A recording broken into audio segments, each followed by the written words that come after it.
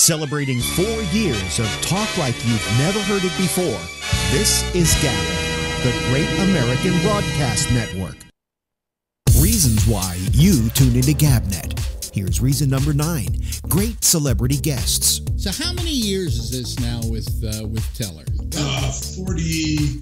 43, and that's 43 continuous. You can try to say Keith Richards and Mick Jagger go longer, but they take 3, 4, 5 years off. You know, even when they're together, they take the time off. Continuous, no more than 2 weeks working apart, I think. Wow. And like being waterboarded for 43 years. GABNET. Reasons to listen every day. Log on to gabnet.net for more. GABNET. It's talk like you've never heard it before.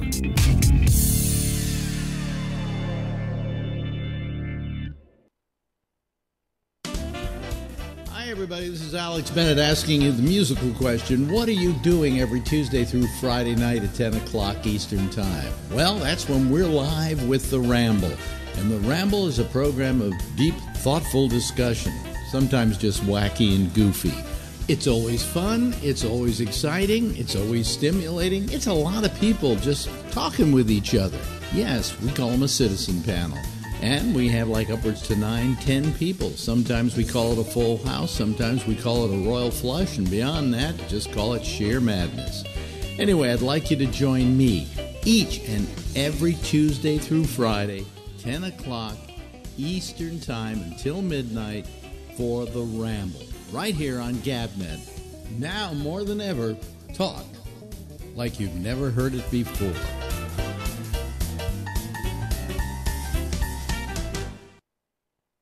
Talk like you've never heard it before is now talk like you've never seen it before.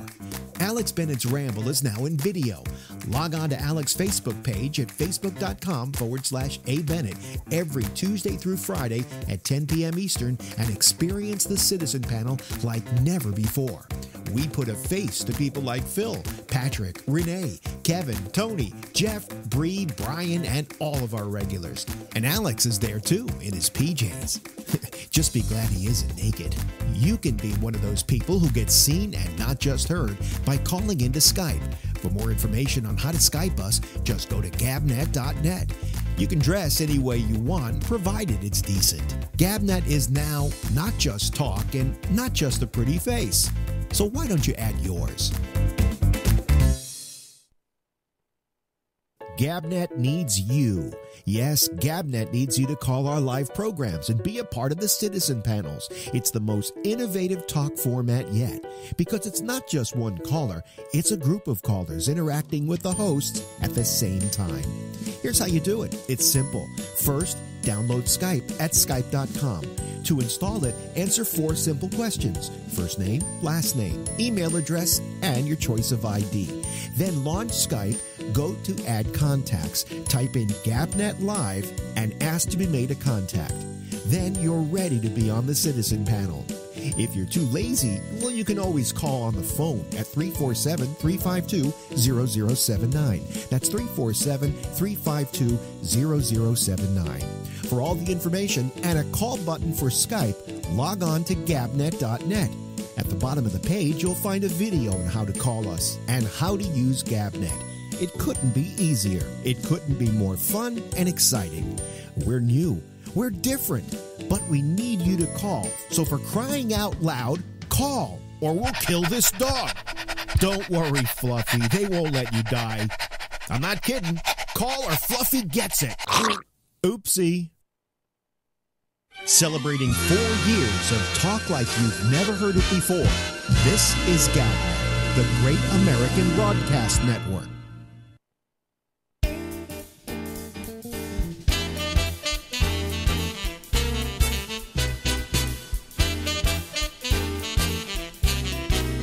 Let's all sing. Follow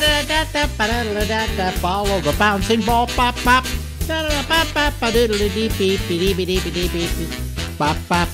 Hey, everybody. I wasn't really doing it well tonight, was I? Oh, well. What the hell? Anyway, this is Alex Bennett, and yes,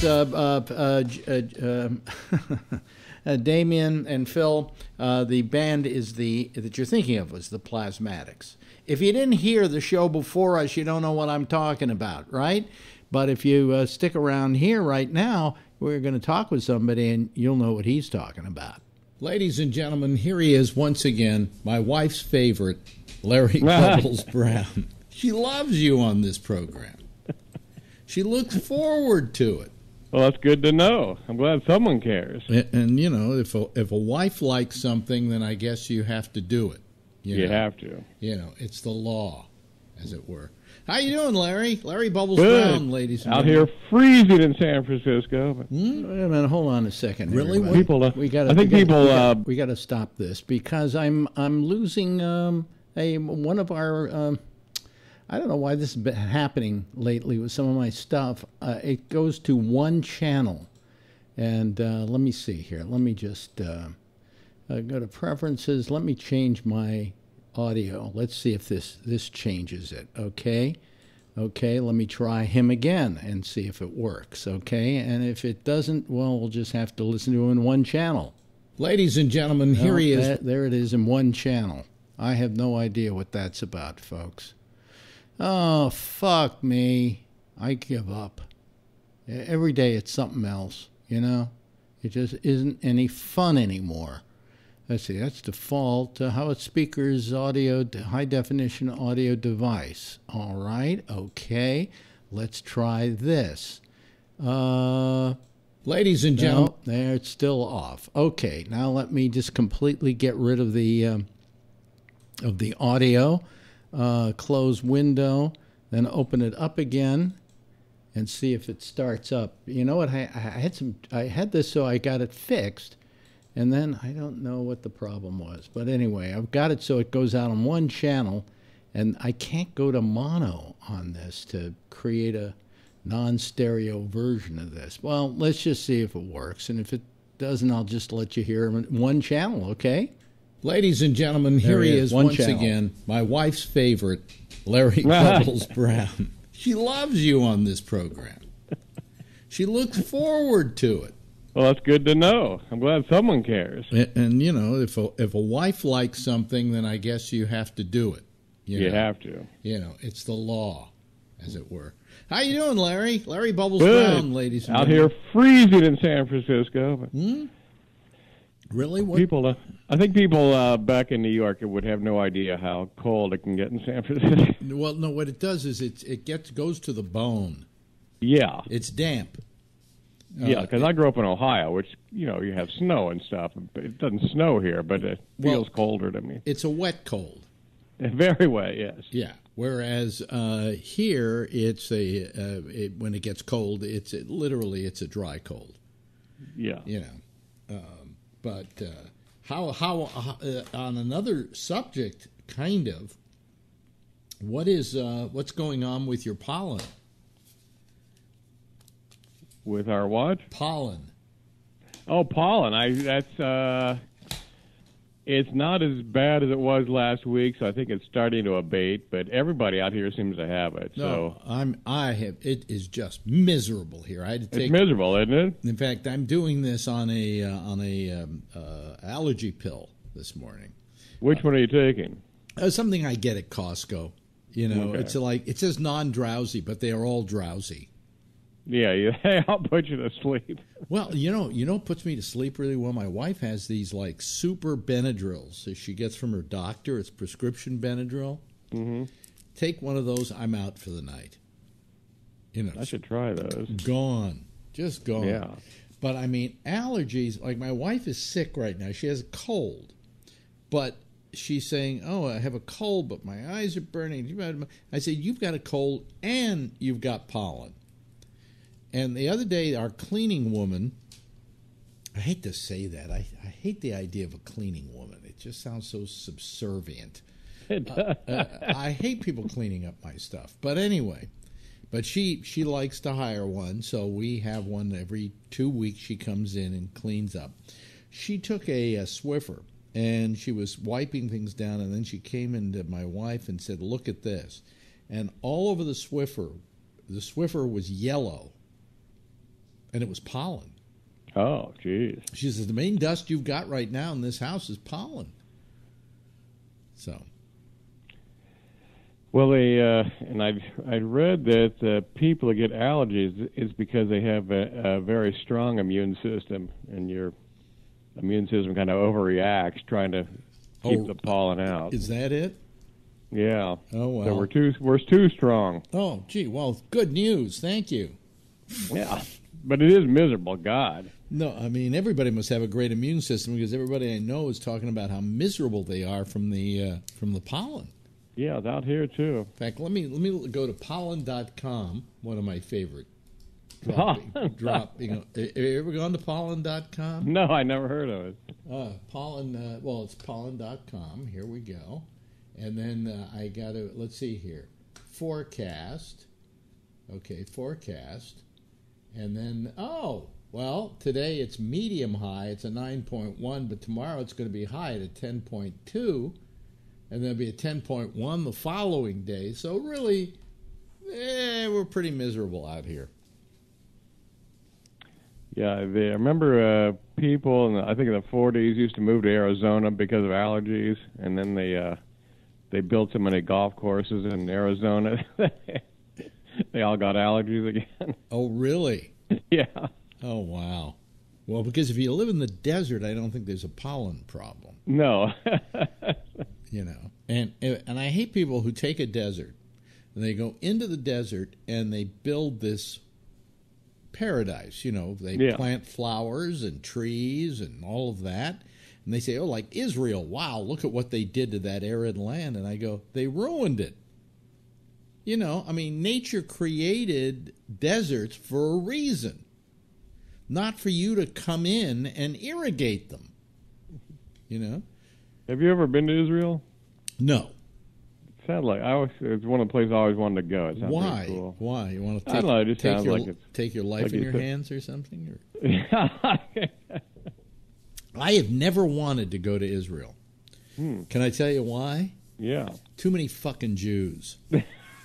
Wow. And being a Jew, you can say that. Yeah, I can say that. You know, the last thing one Jew wants to really do is hang out with another Jew. I've never been able to see these people who want to move to Israel and be with Jews all the time. You know. Yeah. That's funny. Every day is a Passover Seder with your drunken uncle. You know, I mean, I just, that doesn't sound like a great idea to me. So. You're on fire today. Yeah. So anyway, so what's did you come prepared today at all? Because usually you come prepared with stuff. Yeah, I've been busy trying to. I'm in the smog hell. I can't get my car smogged, so I've been dealing with that. So I didn't have I wanted to have a list of more dead people that I thought you might know, but I wasn't able to get to that. I was amazed last time when we. Yeah, you would nail them. And you had me name. You know, you would name a name, and then I would have to somehow identify them. And you knew Joe Frisco, which I'd never heard of. Well, I wouldn't know of Joe Frisco if my father didn't consider Joe Frisco one of the funniest men in the world. You know, so when I was growing up, he always talked about Joe Frisco. And I always remembered it because I was born in San Francisco, which Frisco is the name you shall never say. You know. Did you know that about San Francisco? No. Oh, well, don't call it Frisco was the slogan that was going don't for call a long time. It Frisco. Yeah. Like, you know, it really sucks to call it Frisco. It's not Frisco. Just oh, yeah, they get the natives get very angry. That's right. Well, yeah. not the latest natives, you know. Yeah. Not the latest. I was thinking about something today because we've been talking about trying to do some comedy shows back in San Francisco.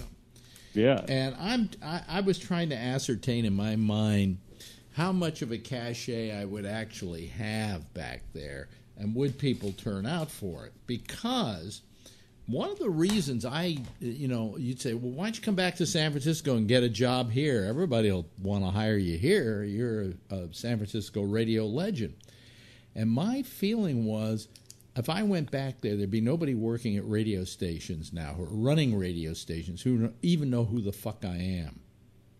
You know, because they're all from out of town, and they've all, you know, and most of the people that are now in that town weren't living there 20 years ago. Right. You know, so, I mean, I have no cachet at a radio station there, whereas in the older days, olden times, and I'm talking about prior to that, if I had gone away for 10 years and came back, I would be a success all over again, you know. Yeah. But because the people who were there were still there. But now it's a whole new crowd in San Francisco. The people who used to live there can't afford to live there anymore. No. So, but you do if you would come out here, though, I mean, like I tell you, every time I do a show, people come up and I remember you from at Radio with Alex Bennett. Yeah, and that's good. But so that's 30 of them, right? Well, all I'm saying, I think you still have a huge following out here. Well, you know, if I do, that would state that I could go to a radio station and say, I want a job, and they go, "You're Alex Bennett? Absolutely, come on in," you know. But the people who are there don't even know who the fuck I am. They have no sense of history of radio in that city. You know, they were all sent in. They're all probably 23 years old. And they were all sent in by iHeartRadio from their station in Philadelphia to be the program director, you know? Right. And so somebody says Alex Bennett, and they don't care. It doesn't matter. Hey, listen, radio stations don't even care about anything anymore. They're just trying to survive. I mean, they pretty much run themselves aground. Well, two of the companies in your town are in bankruptcy. You know, they're in Chapter 11 or whatever they call that. You know, so they can try. Oh, it's who's a big one? Cumulus, and then there's Cumulus, iHeartRadio, which iHeart's in bankruptcy. Wow. Oh yeah. Oh, big time. I mean, Cumulus is bad enough, but iHeart. Now, if you take those two companies, they're two of the biggest companies when you talk about number of stations owned in the entire country. And you know, I mean, what does that mean? That means that they're working on the bottom line, and so they're not going to spend money on hiring personalities and, you know, paying decent salaries and so on. They're going to do everything as cheaply as humanly possible. So what happens if they go under? Well, I don't think they're going to go under because they go into Chapter 11, and then there's all kind of receivership, and, you know, the company gets saved. It's bankruptcy protection. Okay. Yeah. And you know, so that goes on for a while. But I think it's really sad to say that in the old days, I hate saying the old days, but, you know, that's the only way I can describe it. In the old days, radio stations didn't go bankrupt because they couldn't get a license until they proved they had the financial wherewithal to run a radio station and keep it going for at least 3 years without making a profit. And now they just, you know, they're giving out licenses like crazy, and they're buying licenses up. And because people can buy as many stations as they want in a given market below a certain percentage, these guys go out and buy like crazy. I mean, so iHeartRadio was what was the name of the outfit? I can't remember now. Before they became iHeart, bought up like 1,200 radio stations around the country, and then of course the debt came due, and they're bankrupt. Jesus. Yeah. Well, it's a shame because radio is such a cool medium.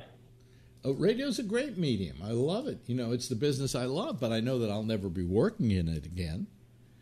You know, you know, Sirius was my last shot because they're the largest employer in one place of broadcast people, and they pay shit. You know, I mean, yeah, they'll pay money to a Jenny McCarthy because she's got a name. Doesn't do a good show, but she's got a name. But they won't hire but an Alex Bennett. They got rid of me because I was making $110,000 a year there or something like that.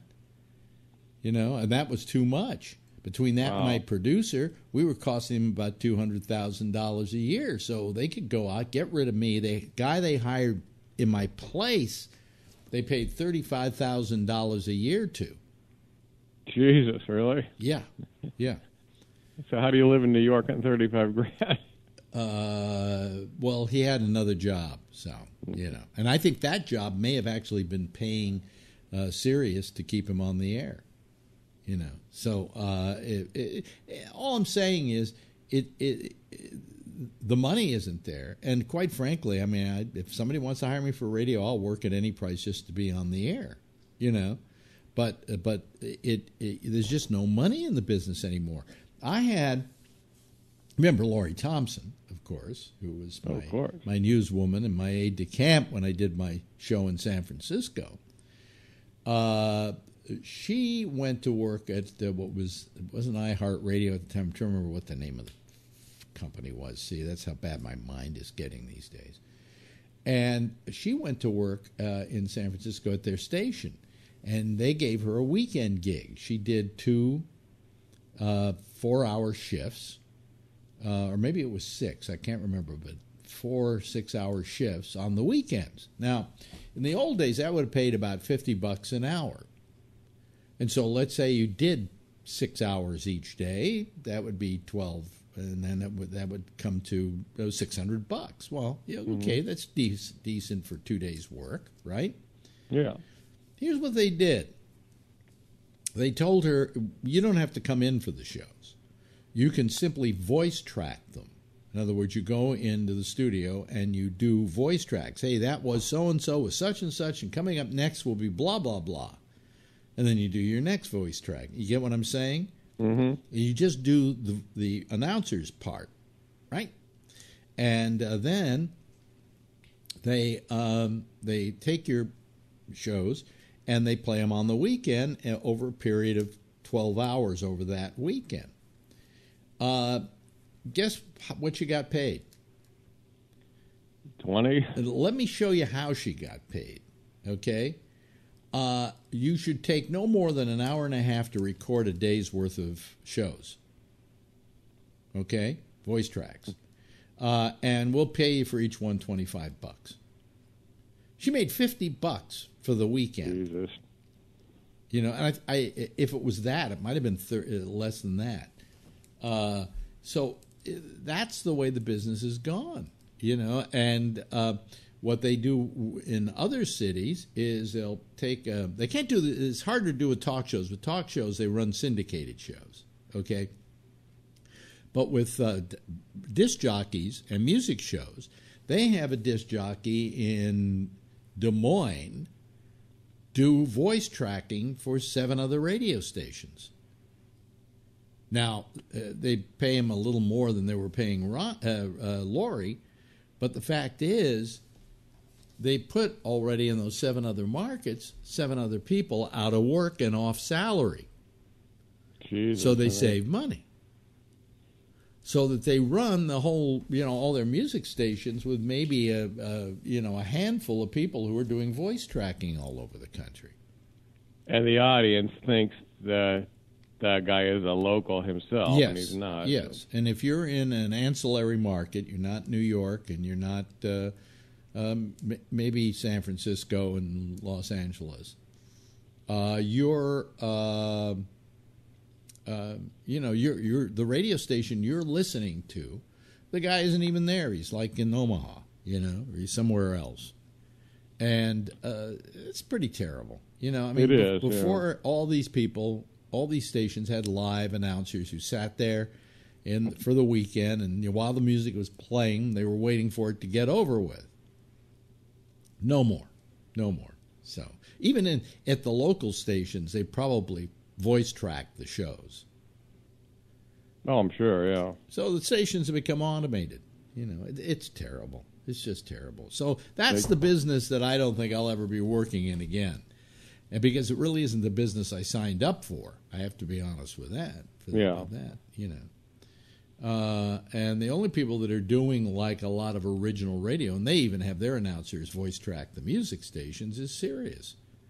They've got some talk shows and stuff like that which are live and aren't syndicated, but they're carrying a certain amount of syndicated stuff too. And then those people that are hired are getting paid $35 an hour. $35,000 a year. So it's ridiculous. It's ridiculous. I hate what the world's become. Yeah, well, you know who I blame, really? My union. Because they really let the ball drop. It used to be that in New York City, every single radio station had the union in it, right? Mm-hmm. And the union wage was, you had to get at least $50 an hour, and there was a minimum wage, and so on and so forth.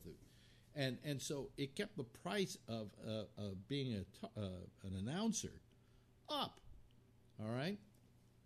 Well, they lost all these contracts as they came due. I worked at WOR here in New York City after I left Sirius on a couple of occasions for just relief work, right? The relief work, I don't know, should have paid me $50 an hour. I don't know what they were paying, but it wasn't a union station anymore, obviously, because to this day, on the last time I worked there, I have never gotten a check. Never gotten a check. Now, previously I had worked for them when they were union, and every time I go in, they say, I want you to do so-and-so shift, and I would do 2 hours of somebody's show, and I would get $100 for that. And if I did a couple of days, it'd be a decent little paycheck, Yeah. But that was union minimum. Once I went back there, I don't even know what the union minimum is there now because I never got a check. So I never was able to find out. Well, yeah. So they ruined it. Yeah, well, they ruined it, of course. They ruined. The trouble is, they ruined a business that I really loved. They ruined a great business. Yeah, Christ. I loved radio because I grew up on radio. I was a radio kid. Yes, folks, there was something before television. And for those of you who don't know what television is, there was something before the internet, okay? But, for a few years of my life, there was no television. I think television came into my life when I was like, I think 12 years old, something like that. Up until then, I sat by my radio and I listened to all these radio shows, and that's where I got my love of radio. Yeah, radio had like sitcoms, right? Oh yeah, I mean they had that's where all your entertainment was. They had comedy shows and they had mysteries and things like that. You may, if you look at my show in San Francisco, all my show was a reminiscence of the way radio was because I had a studio audience come in, and we did a lot of what I call visual imagery on the show, and things like that. My whole love of radio comes from the fact that radio is maybe one of the greatest visual arts around because you're making up the visual images. And the people at home had to sit there and figure out what the Green Hornet looked like, And yeah, they really developed your imagination more. Yeah. So, but nobody, what I'm talking about now, if I were to talk to some kid who's 25, they wouldn't even know what the fuck I'm talking about. They don't even listen. The big mistake that somebody like Sirius makes or that any of these radio stations make, radio outfits make, is that these kids are even listening to radio anymore. They go to their internet and they want it fast and furious. They want, like the Family Guy this week did an episode where the lead character comes up with a way of hitting millennials, and that's with the 6-second show. And so they do the 6-second show, and it's a major hit. And a Silicon Valley company called Boop wants to hire him to figure out what, but then he takes a pee in their mainframe and completely kills the internet. Oh, so but that's it. That's the internet for you. Well, you wonder, does Sirius have a future? If you think about it, Sirius, I think, has made a couple of serious mistakes. One of their mistakes is they put all their eggs in one satellite basket. They do have online presence. You can subscribe to them online, but it's going to cost you like an extra $4 a month.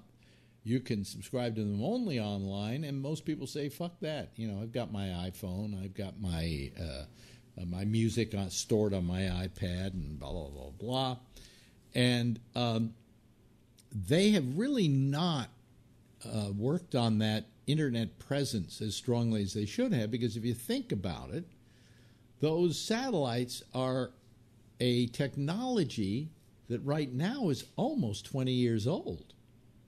You know, and it's a rusty technology, all right? And yet they keep telling car companies, okay, here, put it in your cars, you know, and so the car companies are putting satellite in their cars. But it really, if they would put more like 4K or what is it, 4G access into their cars, people will be listening to the internet all the time. Mm-hmm. You know, so their lifespan is not as long as they think it is. They're doing very well. The stock is doing fine, which I'm happy about because they vested me some stock when I was there. But geez, you know, I mean, but so anyway, there's a business out there that no longer is my business and no longer wants me. Right, folks, it's because I'm not good enough. All right? Thank you very much. I appreciate it. But anyway, kind of looks like we're running out of time here. Yeah, I hope it wasn't too much of a dirge talking about the death of radio. Well, but I mean, we always talk about death in some form. Yeah, yes. When Alex and Larry get together, someone's going to die. Yeah, well, you know, if Trump's president, we're all going to die. You know. Well, I think Trump, although Trump has actually, he saved the career of like a lot of people on TV, like Colbert. Yeah, I guess so. Right? We can talk about that next time. We'll talk about that next time. About Trump and comedy. Yeah. Is there comedy after Trump? I think that should be the bigger question. Mm-hmm. Thank you, Bubbles. Thanks, Alex. Celebrating 4 years of talk like you've never heard it before, this is GabNet, the Great American Broadcast Network. And now here we are back in stereo. Saying, I have no idea what, I can't figure it out. Well, anyway, I use a thing to play all these things with, and you know, if I play like this. Oh, wait a minute. We're GabNet. That's the one that's only on one side, but this one's on both sides, see? Hey, everybody. So, I don't know. It's this player I'm using. I believe it's the player I'm using, because everywhere else it comes out in stereo. It even says it's coming out in stereo there, but and it's just stuff that I recorded on my what is it? My Adobe program for audio, and when I play it through this particular thing, it comes out on with one channel. And it wasn't doing that for a while, but now all of a sudden it's doing it. And these are the same files that weren't doing it like a week ago. So and yet all the other files that are recorded by other people, like Rob, working just fine. I have no idea what the problem is, and I give up on technology. I think I've gotten to the point where it's beaten me to a bloody pulp, and I become its bitch, and I no longer wish to deal with it. So if you're getting mono, fuck it. Get mono. Listen to mono. That's the way radio used to be, and we should all be happy with it that way. Anyway, let me try to open up the Skype lines. I assume they will be working. Will anybody be calling? Well, that's another question altogether. Let's see here. I got to get rid of some of this, clean this up for some reason. It's not clean enough. Clean up everybody else's shows because they don't clean up after themselves. There we go. I clean up the thing so I don't have to see all these names there. Anyway, the Skype. Boy, I'm out of it lately. I can't think straight lately, and I haven't been taking my pills either. So I don't know what it is. Anyway, I'm going away, folks. I'm slowly fading off into that sunset. I was talking to Albert tonight, and I said, Albert, I think I'm losing my powers. And he says, no, you're not. He said, everybody's feeling loopy lately. So just the nature of things, right? Anyway, and I have a tooth bothering me. It's got to be pulled. I've had this tooth for the longest time. It got loose years ago. I've had it for maybe 20 years, not being a healthy tooth. And I think finally it's gotten to the point where it's going, Bennett, just yank me out. It's way in the back. Nobody's going to see it, because I don't want to go. I was thinking about getting another implant, right? And then I was thinking, I don't know how much longer I have to live. It could be 20 years. It could be 5 years. It could be 2 years. What if I get the implant? It just costs me $5,000 and I don't get some good mileage off of it. You know what I'm saying? So, and somebody said they lost their tooth back there and in the back, and they said, don't even worry about it. Nobody sees it. You'll live without it. A lot of people have over the years before they had implants. Why pay the price of an implant? So I'm going to get a little denture that goes in there, and I'm planning all this out because in the past I have not had to plan this kind of thing out, but financially, I am now on what they call, you ready for this? A fixed income. Ta-da! Anyways, anybody going to call me tonight? Was the mono too daunting for you? It looks like we have a fairly decent audience waiting to see you all. So, and I heard Phil earlier on Damien's show, but maybe he's not going to call me tonight. He's just going to call Damien. So that's nice too, right? But anyway, so I just this is where I stall and wait for people to call. Because if I get into anything, I take something and start reading it or whatever, then all of a sudden people start calling, and I have to stop doing whatever it is I'm doing and attend to the citizens panel. So if you're not the citizen, just give me a call, will you? Nobody out there tonight. Wow, this is daunting. Must have been the mono chased him away. It wasn't even in mono. That's the problem. If I could turn that particular file so that it played on both channels, it's mono to begin with. So I wouldn't care, but it was only coming through on one channel.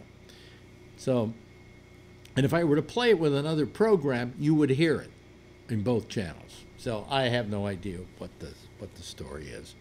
I will write the company tomorrow and hope that they write me back and tell me, oh, here's the solution to your problem. You need to click this. It's always one thing you need to click. Well, listen, folks, there's nobody here? Really? Nobody? And I'm online. I'm ready to go. And there's nobody calling. Not even Phil. Okay. Do I just sit here and ad lib? Or do I say to hell with it? Well, I see Jeff Stein's coming online. So that's good. Yeah, there he is. Okay. Hi, Jeff. How are you this evening? I'm good. My evening of more technical difficulties. I get sick and tired of technical difficulties, to be honest with you. But what the hell, right? Oh, I had one last night that just drove me crazy. Really? I lost my cell phone. You lost your cell phone? Yeah. Yeah. I was at a theater. Oh. And the first thing you need to tell you is to turn it off. Well, did you find it? Yeah, I did. It took all day, but yeah. Yeah. Oh, you did find it. Did you have Find My Phone on your phone? I think it's on my wife's, yeah. Well, I knew where it was. I really knew it was at the theater. Yeah. And so, anyway, amazing thing. Yeah. We love having cell phones and use them, and it owns us now. Well, let me ask you this: is it the only phone you own? In other words, do you have a wired phone at home? I do. That's out of habit, isn't it? Because you don't really need it. Well, I use it for one thing. I have it. It makes a a check on my arrhythmia and pacemaker stuff, and I use that. But if you didn't have that to do, there would be no reason to have it. Yeah, the only reason I have a wired phone here, it's the cable phone, is because they made it part of my cable. Made it part of my deal with them. They said, well, you have to take all three. Otherwise, we can't give you the deal. And I'm going, but I don't want that fucking phone. I've tried to get rid of it for years now, and I can't get rid of it. So it sits over there. Is that AT&T? No, this is FiOS.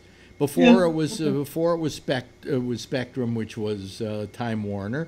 And I always programmed it so it would go over to my cell phone if somebody rang it. So I didn't need a cell phone. Who needs? I didn't need a wired phone. Who needs a wired phone anymore? No. And is there? Does anybody know? Are there payphones anymore?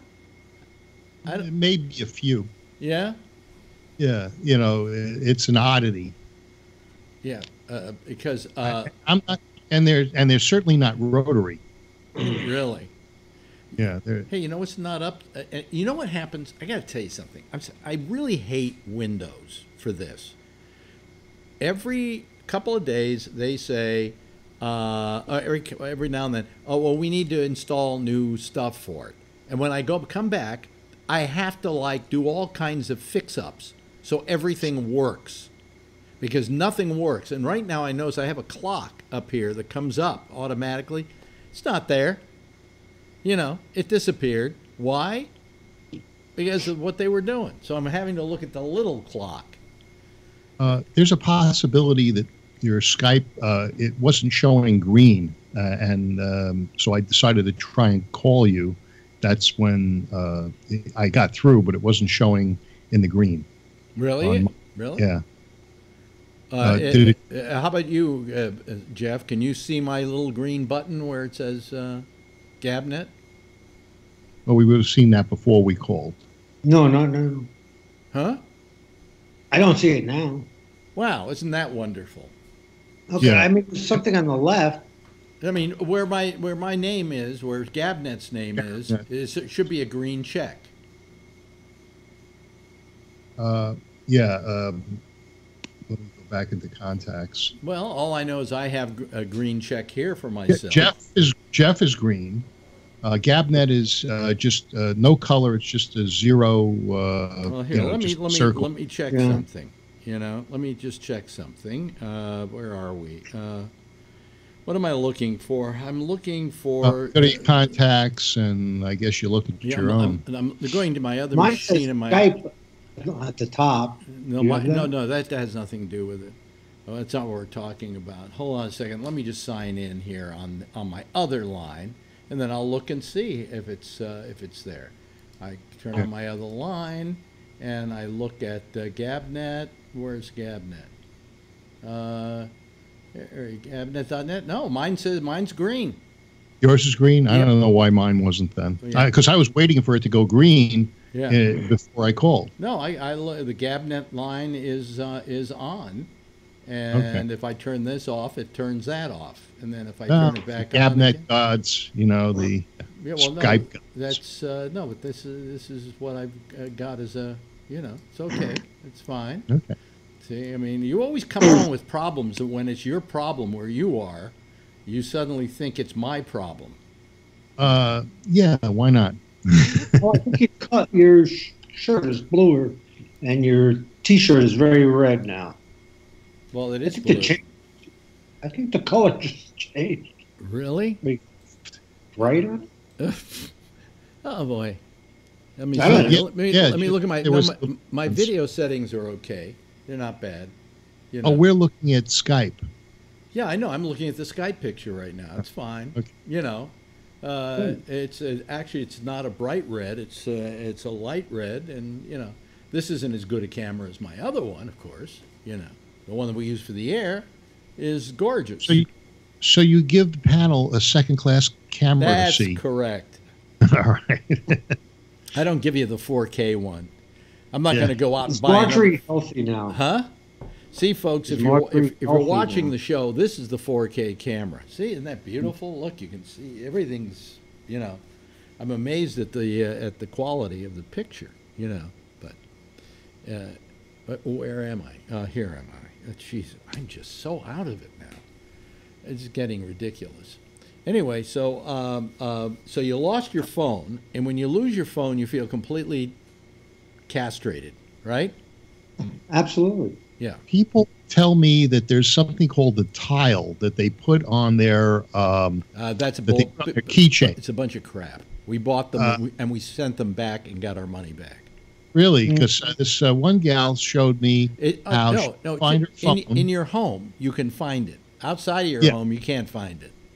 Well, where else? Chances are that's where you're looking for it. But if it's outside the home. But if you would like to know exactly where your phone is, and for the most part, you can. Marjorie, for instance, left her iPad at a bus stop. So when she suddenly realized it, she went to her iPhone, turned it off so nobody else could turn it on, and put a message up that said, "If found, return to." And the next day, somebody returned the iPad. That's nice. You know, and so doesn't that beat the tile?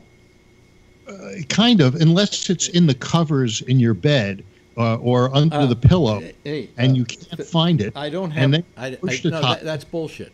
I have an Apple Watch, and if I can't find my phone, I push a button on my Apple Watch, and it makes my phone ding. Well, it's the same as the tile. Well, then why do I have to have the tile? I've got. Except it costs $500. I'm telling you, we bought $500 for a watch. We bought the tile before I had the watch. We tried it. We tried it for 2 days and decided it was a piece of shit and sent it back. Really? Yeah. Well, anyway, this rep, she comes in. I see the thing on a keychain. She shows me. Well, if I lose the phone, I press this. It makes the phone beep. If I lose my keys, I call something on the phone and it finds my keys. If it's in the house with you, if it's like down the block, you can't do it. Well, yeah, let's say you're in the car and it's between the seats. Or, those are the normal places. I mean, leave it on a bus stop. I just ring my phone on my iWatch and I'm good to go. I hear ding, ding, and I find it. Phil, we're going to get you a big chain. Yeah, really. That's what I need. Just like those Harley Davidson, what is it, the Hells Angels. You ever see them? They got a wallet in their back pocket, but then there's a chain that connects, hangs on the side up to their belt. Mm-hmm. Well, that's a good idea. Yeah. It looks a little too butch, though. It looks a little too butch? Yeah. That's the idea. Yeah, I understand. I'm not into that. Yeah. But, when you lose your phone, you feel so disempowered. You feel, plus the worst thing you can do, though, worse than the iPhone is your wallet. Yeah. Because your wallet has your driver's license, it has this thing, it has that thing, it has your credit cards. Since one day my wallet fell out of my back pocket and somebody found it on the street and brought it into me, which was really nice of them.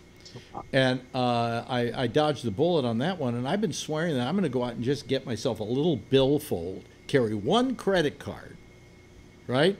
I don't need my driver's license. I keep the driver's license so I can have identification. And outside of that, I'm keeping everything at home. So if I lose it, what do I have to do? I have to go get one credit card, and I have to get a driver's license, and that's it. I just started doing something similar. I took all the credit cards out except one, and my debit card and my Kaiser card, and then the company credit card. And so this way I've limited it. And then with my personal cards... Why do you even need your Kaiser card? Because I go to Kaiser fairly often lately. Well, don't they have you... Can't you just say, I am Phil, and I have an account here? They seem to want the card, and they attach it to your thing. Let me put it this way. If you came into them bleeding from your ears, okay... They wouldn't stop and say, do you have your identification with you? We'll just look you up in the computer. This is Kaiser. Matter of fact, they'd want to verify. Or as Bubbles called it once, doctor-assisted suicide. Yeah.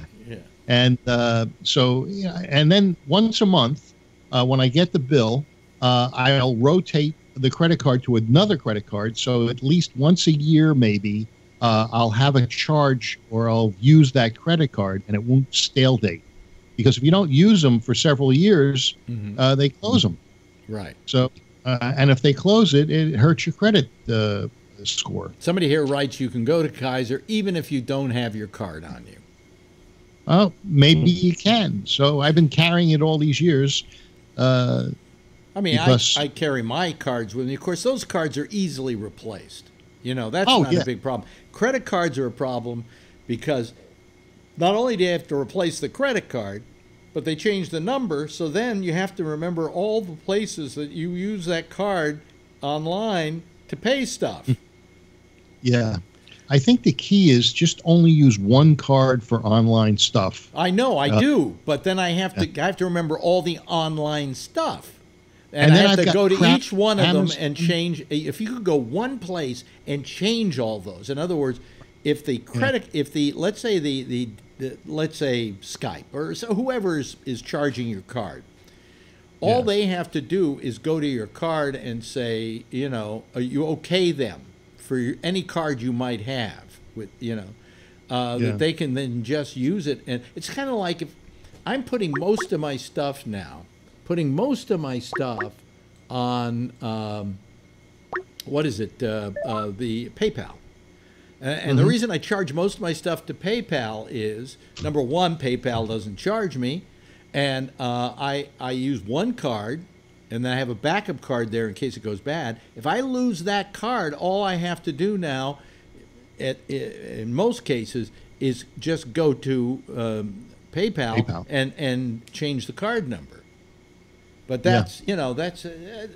it's also a secondary, you have a secondary line of defense for them not to get into your actual credit card because you got the PayPal line of defense. And then... PayPal, I had somebody charge stuff to my PayPal account. Yeah. PayPal was very good about it. They immediately said, we'll investigate it and we'll put the charge on hold, you know.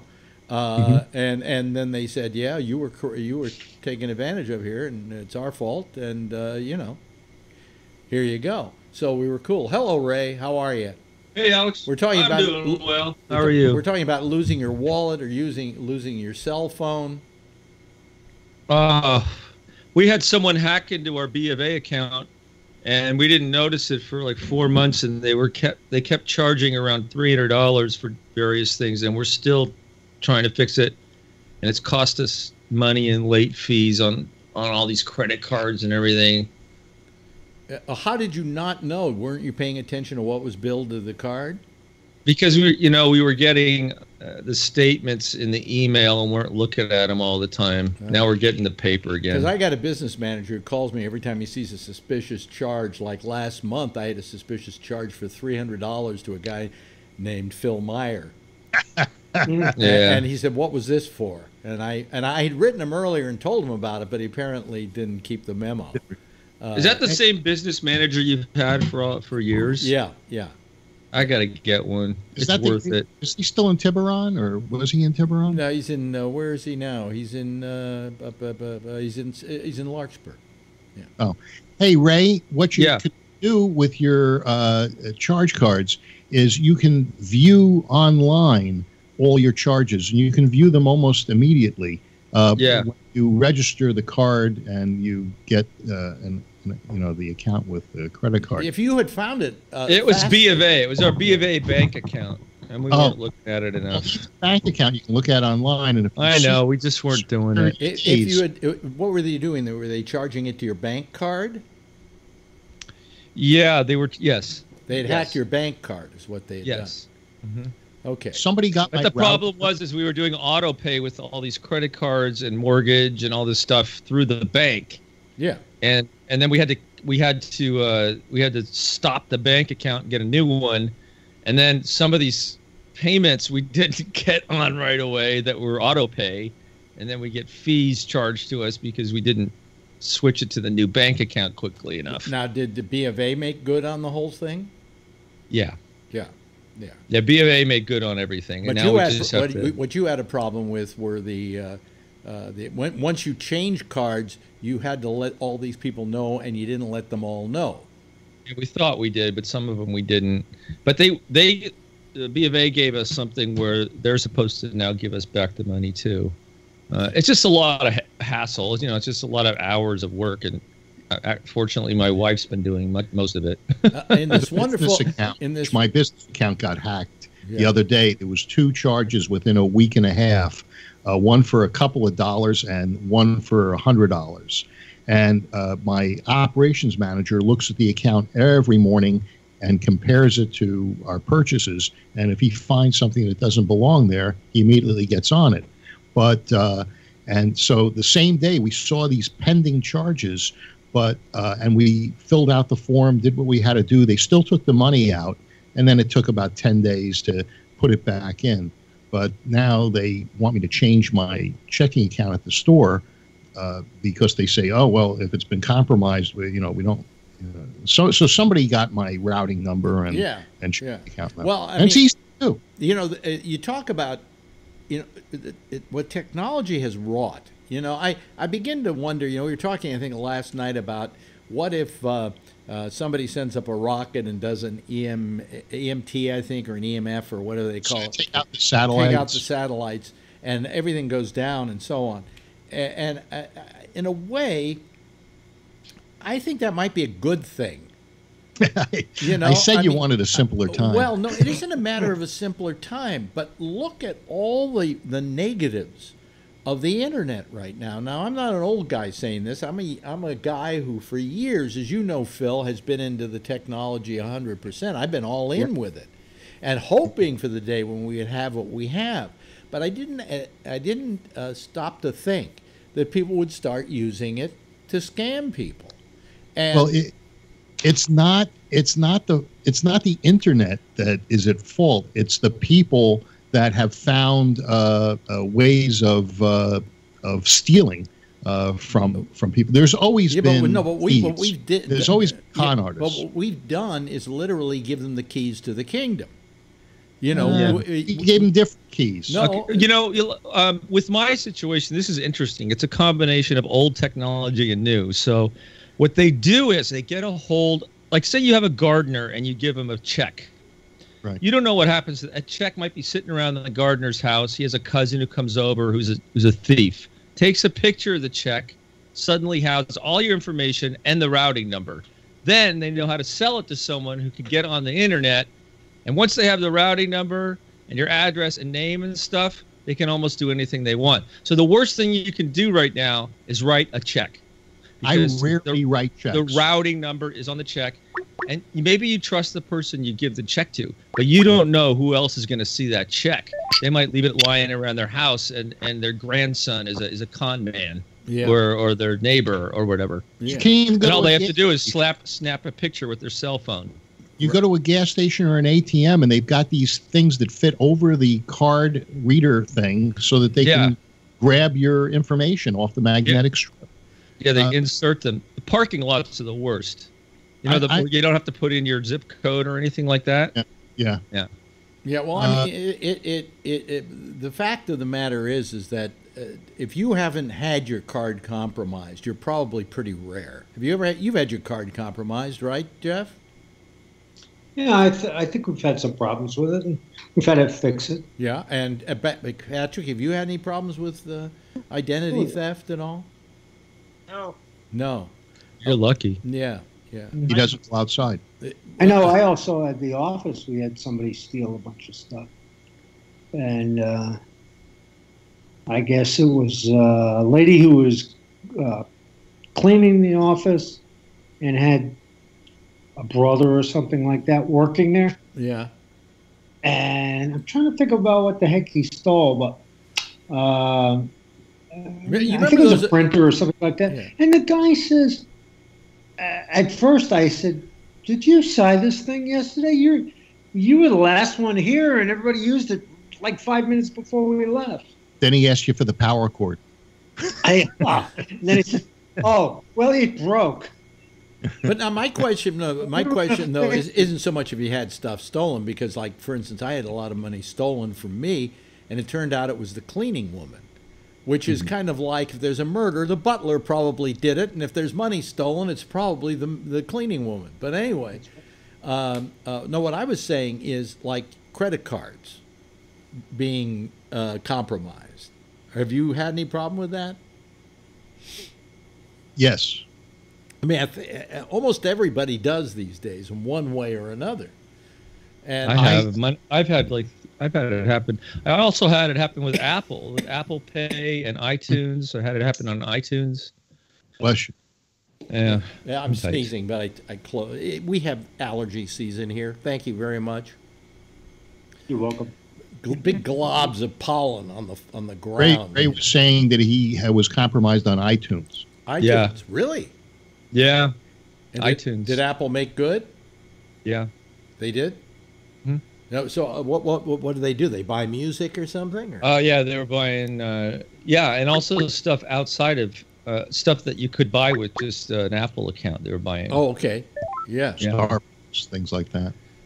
And they were doing it through my Discover card. Wow. Oh, really? I got a brand new credit card. This is about maybe 10 years ago. And I had never used it. And I had signed up for some scuba in Hawaii. And I paid for like 5 scuba trips. It was like $500. I put it on that card. First time I ever used it, it was over the phone. I gave them the credit card number and everything. Within an hour, I get a call from the credit card company. Somebody tried to buy a $5,000 watch in Spain, and they wanted to know if it was my purchase. And I said, no, I'm in San Francisco. I've only made one purchase on the card in its entire life, and it wasn't, for a watch. It's, Well, one of the best places that you can, people always say, I don't want to shop on the internet because my card might be compromised. And then I tell them, well, let me ask you a question. Have you ever gone to a restaurant and you give your card to somebody and they go into the back room and they then charge your stuff for you? How do you know what they're doing with your card during that 4 minutes that they're back there?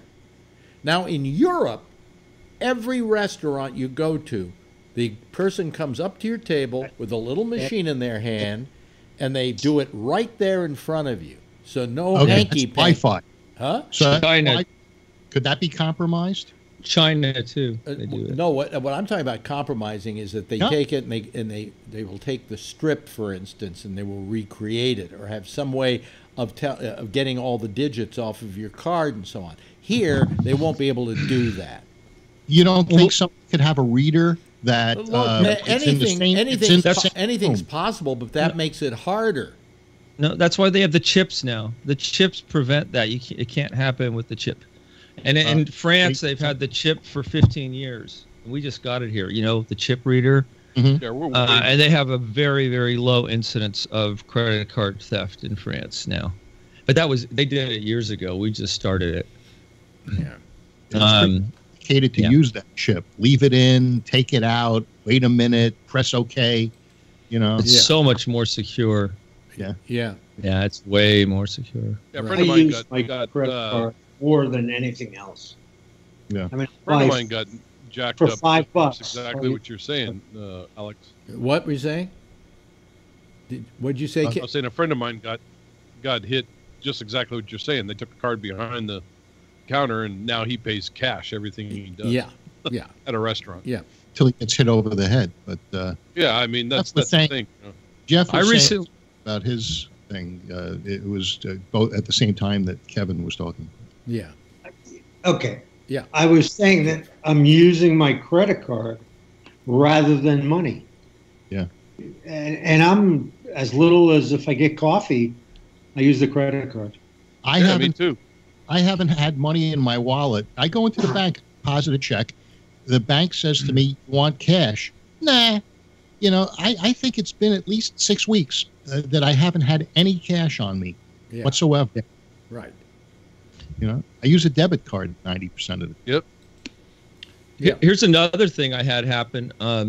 Recently, somebody was using my Social Security number for student loan. And it was showing up on my credit report, and it was hurting my credit report because they weren't paying their student loans back, and they were using my identity as the person who had the student loan. Did you get a degree? I didn't get anything. It was I had to call up all three of the credit bureaus and tell them that wasn't me. Mm-hmm. And then they fixed it.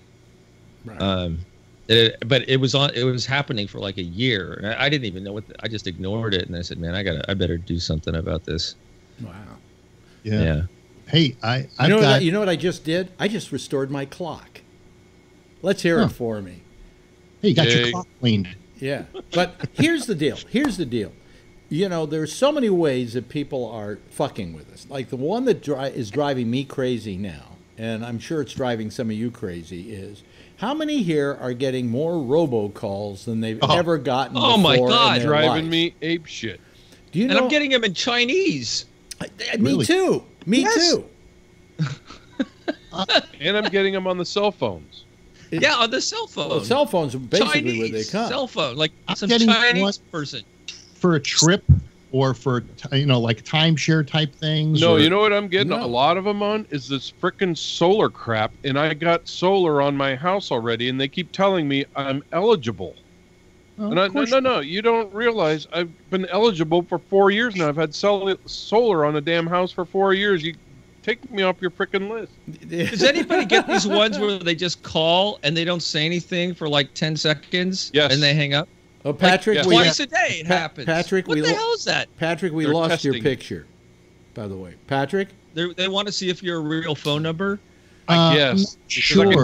You can hear them rustling in the background, and then all of a sudden they hang up. Yeah. Yeah, Oh, really? like twice a day. Yeah. It may be that you're not the type of person they want to talk to. They may be looking for vulnerable older people or, and they hear your voice and they say, Yes. oh, no, not this one. That could No, be but they too, even if it's I don't answer, they leave like a 2-second voicemail or 3-second voicemail. Well, I've had just this totally one blank. call. I've had this one call, and it really bugs me because it's a veterans call, and they call, and you get this, "Hello, Cecilia," and then it's like a break, and I go, "Oh, it's not Cecilia. Well, you can help me out. How about?" And then they go into the spiel about the veterans and we're collecting for the. I go, "Listen, buddy, you know it's not Cecilia because I know your voice. You've called here 6 or 7 times. I ain't giving you shit. So take me off your frickin' list." And I give him a whole big old spiel about how you quit calling here, and he calls again. I had a Well, partner. to begin, yes, Patrick has his hand up. What I've done, I mean, you guys know that I've done the porn orgasm thing in the past. What? And Well, explain that to them because they're all looking at you with quizzical looks. Well, I use a fart goes app. on I the use a show. fart app. And by too. the way, every guy hands above the table while he tells this story. Okay. Oh, yeah. I know that I've told this one in the past that what I've done on a few of these idiots that call for either the IRS or whatever it is I tell them, just a minute, let me go talk with my girlfriend, and then I will put on my computer. I found some on some free sounds or whatever, and it a woman having an orgasm. So I have that stored as a file. And what I do is I put my phone down right by the speaker on the computer, hit play, and let the orgasm go through, and and eventually they hang up. Oh, eventually they hang up. Because by the time After I went about 3 done, minutes. I picked the phone up and there's nobody there. So they were probably spanking it once it finished, The other thing I was going to get at is what I've been doing recently is I will, if I see the number that I don't recognize, I'll answer the phone if I can, like a kid. And then I'll say, something like, well, let me go get my daddy. And then I'll just start talking to the person. and eventually they'll just hang up. And I just have fun with it because fuck them. I mean, they're fucking with me. I'll fuck with them. Kevin just held up his phone that says fart. I go into the bad lunch thing, and then I go into the bathroom and I'll say, and then I'll start hitting all these farts and tell them what a bad lunch I had, and then flush the toilet. And I say, oh no, please continue. Tell me what you want me to do. Okay, but and I'll hit another fart. Let me say this: they still have the best of you because they're wasting your time and you're playing with them with it. You're not wasting their time; they're getting paid on the clock. You know? Has anyone That's gotten? fine. Yes, I'm having fun. Phil. Has anyone gotten a call from a police association where they call up and say, we represent such and such police, and we're trying to fundraise? That's the one I love to say, fuck the police. No, let me finish. A friend of mine was a police officer and was head of the police association, and he owned a warehouse. And what happened was, when we were working together at Richmond, the police association hires these guys to raise money. But so in my friend's warehouse, they put in 9 phones. This is landline years, and no cell phones at the time. And they put in like 9 phone lines, and they had all of these guys sitting there calling. These sleaze guys who were sitting in the warehouse get 50% of the money that they raise. So 50% goes to the association, and 50% goes to Joe Blow, the sleaze guy. So I always had a very bad taste in my mouth from these fundraising guys, because I knew, okay, the police association wants to raise money, have a raffle, all right? But you know what?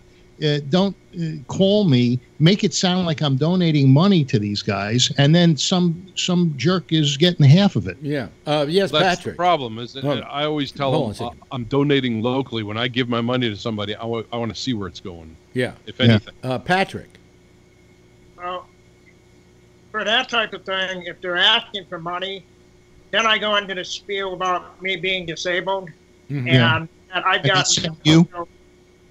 I've got medical bills. But the other one. Has anyone sent you money after you tell them that? Hell no. No, me. Hell no. And I did ask that one time. I said, "How about sending me some cash?" And that was the end of that. But one of the things I do, if I've got time, and I'm in a really feisty type of mood, and I'm not in the orgasm mood or the kid voice mood, what I like to do then is I'll go through the spiel with whoever it is, and then eventually they'll hang up, and then I call them back, and I keep calling back, and eventually they won't answer the phone anymore. But I just keep every 10, 15 minutes calling back, and there might be 5 people working, and once you've hit all 5, and they know you're fucking with them, then I haven't gotten calls back from certain, because I recognize voices too. Yeah. You can start, I mean, if these are the same people calling. And they start hanging up on you, I got a call today from a guy that said he was from the Walnut Creek something or other, and he wanted to write an article about me. And so I said, I'm not so sure I want you to write an article about me. He says, why? I said, because I don't know who you are. And so then he tells me he represents 6 restaurants that, and so they're trying to sell you to get on their menu and, advertise your business on their menu. And I said, what a scam artist. I just hung up on that. I had that the other day for my photography business, and I said no. The thing you got to watch. They're good, though. Some of these people are good. Yeah. Yeah, you got to watch some of these places call you.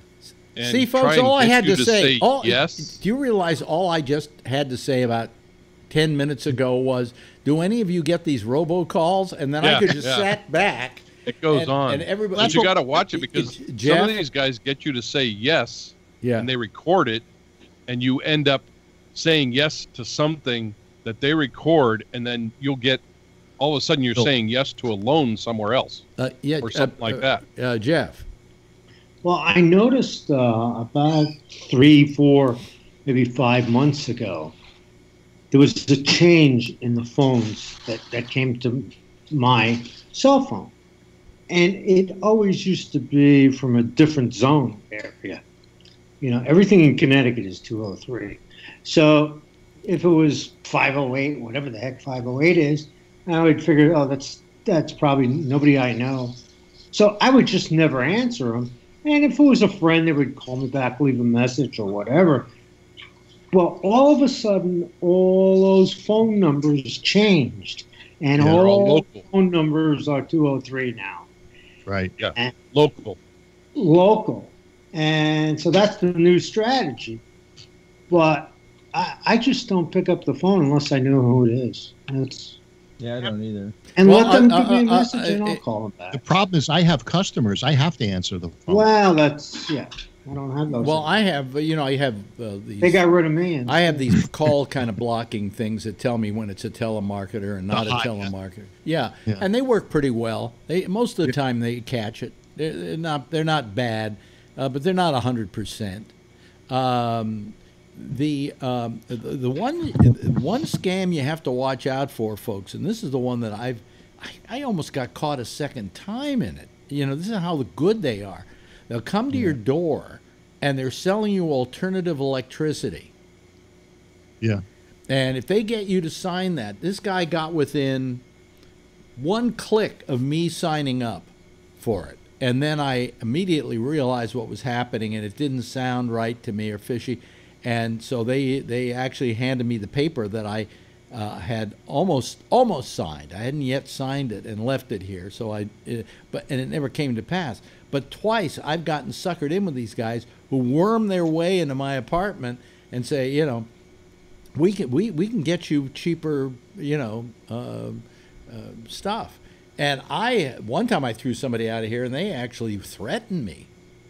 Wow. You know, and I called the company that they were representing, which there was one, and they said, well, we'll do something about it. But what they do is they encourage these people in these aggressive sales, and all of them are like, can I say this? Mostly poor black and Hispanics who come door to door selling this. You know, or they come with magazines. They want to sell you a magazine subscription. Oh, the magazine. But what they're doing is they're casing your house. Yes. In my old house in the Oakland Hills, when I was a half mile before you got to my house, and there was no houses before getting to me. I mean, it was in the middle of nowhere, up in Grizzly Peak. Yeah. And so, anyway, what happened is 4 guys show up. They looked a little seedy. They said they were selling magazines. Well, I went down to the front door, and I had a gun, secret. Was to my side. You couldn't really see it. It was a small one. But this guy, the first thing he did was, oh, he's got a gun. and so I told him, I said, you're coming up here. I don't know who you are. You're not invited. Do you have a permit to sell these things? Oh, no. We're just doing it for our school. I said, no, get out of here. I called the police and I, let them know that. Well, these people with the electric thing, it is a scam. If anybody wants to sell you a cheap electricity, don't believe them. Okay, just don't believe them. Usually, you will wind up paying more for that electricity. Yes, Patrick. Yeah. One of the more unsettling things that happened to me recently is I happened to be sitting outside, and a white van, unmarked, nothing, parked right in front of my place, and I'm thinking somebody's looking for direction, and a gentleman gets out, and he's wearing a bright green vest and carrying a package, and I thought maybe he's looking for something, and it turned out he was the delivery guy for Amazon, and he was delivering me something, but what I found weird is there was no decal or anything on the vans, which are normally, they'll have the smile or whatever, so you know what the hell it is. And I thought, well, what the fuck is this? Because, believe it or not, as great as I am in the wheelchair, I'm kind of vulnerable if there's some asshole that wants to, either rob me or whatever. Right. And I'm thinking, what the fuck? So the unmarked was a little bit unnerving, but it turned out. They don't do that anymore. They just hire all these subcontractors to deliver now. Oh yeah, but everyone that I've seen, even if it's somebody Ford Focus or whatever the hell it is, you know, they've got at Smart. least Amazon. Not anymore. Well, getting back to the phone stuff, the big problem there is you can't. You should be. I'm on like probably a lot of you on a do not call list. Forget it. Doesn't exist anymore. All these people are making calls from Europe or Soviet Union or wherever, and then they're spoofing your local area code so that when the phone rings, like with me, it's 646. You remember years ago when it cost a lot of money to call long distance? Like if you were going to call Russia from the United States, it could be $100 call. Yeah.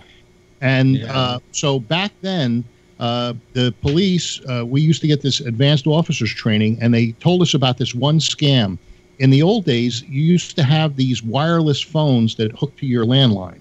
It was, it had a little antenna. It sat on a cradle, but you could walk around the house with it. Mm-hmm. Well, those things the base station gave off a signal. So what they would do is these Russian guys would get in the van with about 10 people, and they'd ride around until they grabbed the signal on one of those extender phones from somebody's house. Then they'd take $10 from the person. That person would call Russia. They talk to their family. They hand it to the next person. That person would call another phone number in Russia. And you know that the person who owned the landline was totally responsible for that bill.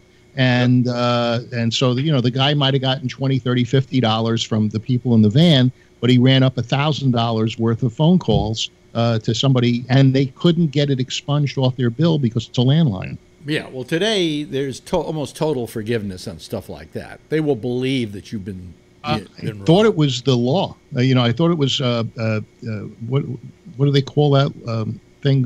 UC something uniform something code for telephones. Yeah, and there's another scam that they were doing.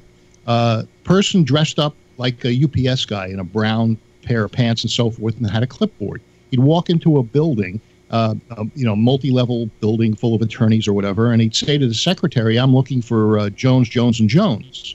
And here's their phone number. Could you call it? And it was an 888 or an 800 phone number. That person would call it, and it would trigger an out-of-country call to a 900 number. They would get billed a terrible amount of money, and they wouldn't see it for 30 days on their bill. And by that time, they had made $1 million in racked up calls, and they couldn't get the money back. So it was a scam. How to make $1 million. Well, so this is what technology has wrought, ladies and gentlemen. And I try to think all the good that it does. And if I were to add up the good versus the bad, there's more bad than good. Yeah. I agree. The good is all the porno. Yeah, and who's getting ripped off on that? The porno companies, because all of it is like on the web running around for free. Yes, Patrick. Yeah. I disagree with you. I would say it's about 70-30 to the good. I think when you were talking earlier, because I was saying it exactly at the same time you started saying it did before I called in, with PayPal. That's the way that I have just about everything. There I've got 2 cards attached to PayPal, and then I don't have to go find whether it was Amazon or some other thing. I mean, that in and of itself, the convenience of being able to purchase stuff online, and then something like PayPal that allows us to have a one area where the payments come from. Mm-hmm. That's convenient for if, like you said, if you lose your card or if you get compromised, you only have one area to go to, maybe 1 or 2 other ones that you couldn't pay with PayPal. It's given us a lot more convenience than not. It just gets when it is a pain in the ass, it's a fucking pain in the ass. Well, but otherwise, PayPal. You know, my business manager for years did not like PayPal. Now he accepts the fact that I use it because he sees the reason I do it is it's a matter of pure convenience where I've got one card in one place, and if it somehow gets stolen or compromised, all I got to do is let PayPal know. Not a dozen other places, although there are a lot of other places still on my list that I haven't PayPal'd. But PayPal doesn't charge anything, and I can't figure out how they're making money. Are they making? Charge the merchant. Are they charging the merchant? Yeah, they charge the seller. So if a person says you can pay through PayPal on their site, they're paying some money back to PayPal for that transaction. Yeah. Okay. But they have that friends and family thing that's free. How do they monitor that? Because I've used that for business, and they've never said anything, and no one's What's paying. friends and family? PayPal has a friends and family option where it's free. You can, Really? you can, Oh, yeah, you send can money to friends and family. for nothing. Oh. Now maybe they're making money on the what do you call it when they hold it for 3 or 4 days? Be on the float. Yeah, the float. Maybe that's where they're making their money with that. Yeah. But my question is going to be, now we're fine with PayPal. It's great. You know, I mean, the very signal you're listening to right now on the internet, it goes through a PayPal account that I have. All right, and that's terrific. Every month it automatically gets charged, and my card is, you know, I know that card's working, and there's another card online on there so that in case that one goes bad, the other one jumps in. Here's the thing. We know what happened with Equifax. We know what's happened with all these other companies. What happens if someday that happens to PayPal? And I don't care how good they are about it. I'm sure the day is going to come when we're going to get a message from, you know, PayPal. Change all your credit cards. We had somebody broke into our computers. Was there a PayPal compromise? No, not that I know of. There was. I mean, I got used by my PayPal account, but PayPal made good on it, and they corrected it, and we changed the credit card on it, and changed the passwords, and all of that, and they ate the amount. It wasn't a lot of money. But it was somebody in China. Yeah. Buying computer games. You know. Hey, you know, I went to PayPal's headquarters last year because they paid me $150 to do some survey or something. Yeah.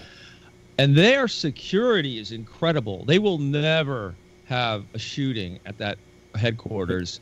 It's more secure than airport security. You cannot get in unless, I mean, you have to go through the metal detector, and it's really sensitive. I was blown away, and you have to check in too before you even go through the metal detector.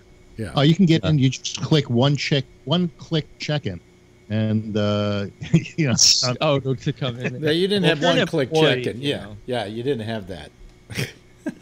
Yeah, I was impressed. I mean, if all those big companies had that, they'd all be a lot safer. Yeah.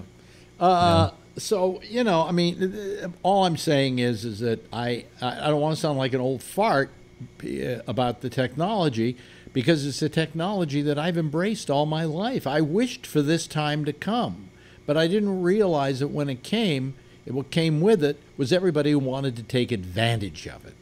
And it's worldwide. It isn't just guy in your backyard. Most of the stuff, most of these your lawnmower. This is most of the stuff that you get. Most of these cons you get are coming out of Russia. As an example, there's very big. The Nigerian prince, or you know. Listen, the Nigerian prince was minor by comparison to these guys. You know, the Nigerian prince. You saw it was a Nigerian prince, and you went, "Oh, okay, I know that one." I'm still waiting for the check. Yeah. I mean, is somebody really, you know, still doing this? $500 million, you know. Huh? All I had to do was give him my bank account. That's right. Yes, Ray. Yeah. The other thing is not just the rip-off aspect, but when I worked in a corporation that was over 20 years ago, I got so much email that I would spend a good 2 or 3 hours every morning going through email. 80% of it was stuff I didn't have to read. And before, 20 years ago? Yeah, because I worked at a tech company, and we were kind of, you know, we were high tech, and we were a software company. And before email, you would only tell people things you think, okay, does this person need to know this? And then you'd walk over and tell them, or you'd write them a sticky note or whatever. It would take an effort. Now everyone just copies everyone on everything. It's just such an incredible waste of time. I don't know if that's still the situation. I'll tell you the best. Oh yeah, the best because thing. You know what it is, Ray? It's a cover your ass situation. That's all I got. It's only 3 years I've been laid off, and that's all I did for the first 2 hours of work. Exactly. Email, such a waste email, and then 2 hours later, I was covering my ass on more emails. It was just constant. Oh, do I need to know this? No, get it out. Do I need to know this? No, get it out. Okay, I'll keep that one to cover my ass. But then you have to figure out if you need to know it. You have to read this damn huge long thing. It's like, okay, I didn't need to know that. Then there goes 5 minutes. Patrick. Chain mail. Yeah. The worst part of that for me was I would have separate folders for different things, and one was CYA, and didn't you wonder how far back you need to save these fucking emails? And then I would get a note from our IT guy, hey, you're taking up way too much space on the server. You need to clean out your email. So then I would have to set up a meeting with my supervisor and say, look, these are the things that I have. How far back do you want me to save this shit? I had an extra drive right here for that stuff. Right. I'm looking at my phone, and on my phone, in all inboxes, I have 17,419 emails. Don't you ever get rid of them? No. Why? It takes hours. I like to keep my mailbox clean. I'm sorry. Well, that's what I'm starting to. I got just to do vacuum, but I don't delete. No, I used to have a folder. Well, let me bring up another scam going on, and Facebook is very big on this whole thing now about, well, we don't want the Russians to be hacking our system anymore, and then you get these endless messages of the ways you can protect your account and what you can do to protect your account. Twitter does the same thing. Change your password. Do this. Do that. But I'll tell you, for all of that, the most singularly dangerous thing is happening on Facebook now. Have any of you in your Facebook Messenger got a message from a friend telling you about something that you should act upon? Mm-hmm. All right? Yes. This goes on a lot, and it's somebody, I could get it from Patrick, and Patrick didn't send it to me. I've gotten notes from people who say, did you send me this? And I went, no. I get some things that have like 3 people in it. Yoni, you, Patrick, Dan Meyer. Yeah. I get these things. They're in Messenger. When I look at it, it's a link to like some Russian thing. It's dot something. My question is, Facebook has got to know this is going on. There's no way they can't know what's going on. If you know it, and Ray knows it, and Kevin knows it, and Patrick knows it, and Jeff knows it, because it's happened to us, then Facebook knows it, and they're not doing a fucking thing about it. Well, I've never said anything to anybody that it's there. Believe me, you don't think Facebook knows this is happening? Another thing is happening, and then I'll get to Patrick. Another thing is like when I have 5,000 people on my account, and it's the limit, it's fine. Yeah. The minute I go to 499, I get all these hookers writing me. Facebook knows that's going on. Do something about it. You want to protect your people? Fuck the Russians. They're not a threat as much as these other people are to us. Could you send me the hookers' names? I'll send you some of their pictures. Okay. Gee, all I get is Tony. Well, yeah. Well, that's funny. That's bad enough. I get Tony's mom. Oh yeah. Yeah. Yes, Jeff. The credit card that I changed to was to going to Costco, and I've had very good success with them. You mean they had the American Express, and then they went to the Visa?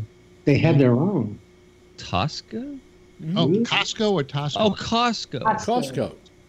Oh, yeah. Right. Yeah, I used the Costco one. It's good. Yeah. Yeah. Okay. It's run by CITI. Citibank. Yeah. Yeah. So I got an American Airlines Citibank MasterCard. I have a United from Chase. So. Yeah. If you have a B of A account, they have a good credit card. They give you a lot of bonuses. They give you more money than most of the others. Yeah. At the end of the year. Yeah. Yeah, the Costco. And anytime you come in to discuss a problem, they solve them immediately. Yes. No I will issue. tell you, the Costco card is fantastic. You don't even go through the regular, is it Chase? Citibank? Gotta look. They, as soon as you tell them it's Costco, you go to a Costco person and they solve the problem like that. I had a problem where I had a false charge on it. I was going through Citi, and then I told them it was a Costco card, and they go, "Oh, hold on, let me switch you to Costco." Costco fixed it within 10 seconds. Done. It was amazing. Really?